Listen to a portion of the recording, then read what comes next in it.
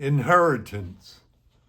Joshua in chapter 24 finished his God-giving thoughts to the Israelites by telling them in verse 27 and 28 that they should heed the words of God and depart each to his own inheritance. What did he mean? The inheritance of the 12 Israeli tribes, and each member of each tribe was a physical inheritance in the promised land. Is there a message for us in what Joshua told the Israelites before he died?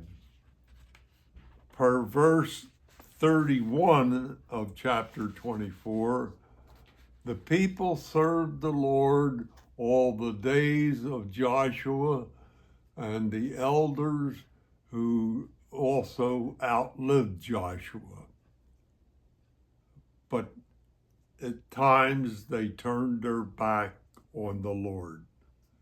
For Christians today, what Joshua said connects us to Jesus Christ.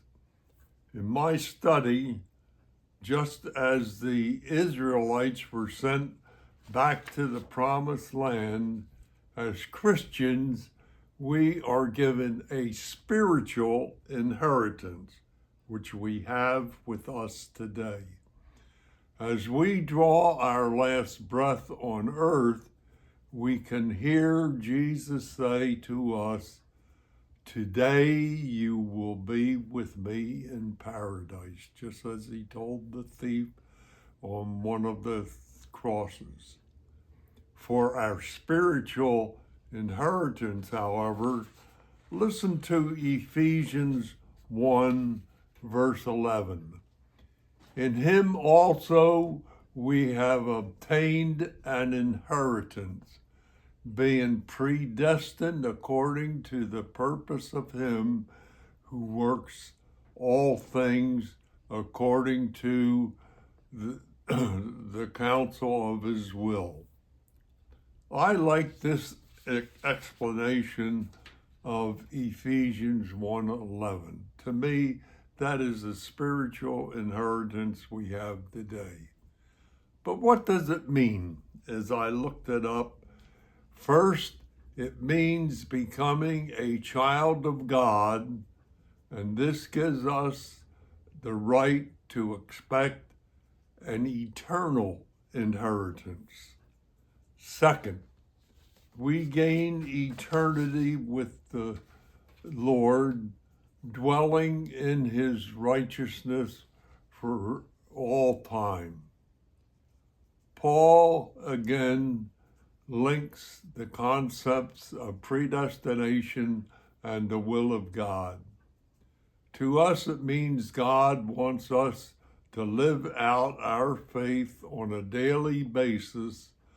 By doing so, we can honor God through Jesus Christ with our words, with our actions, and with our choices, which we make from time to time. I close with a thought on what I just said. At work, I attended a weekly senior staff meeting of the senior officers in the Office of Communications. One week, the senior secretary pulled me aside to thank me.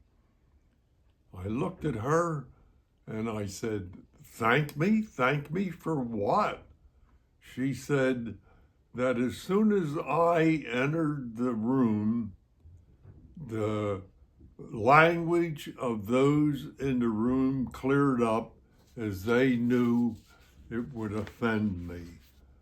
Yes, what I felt during work in serving the United States, I also served God, and those senior officers knew what to expect from me. God bless you and have a good week.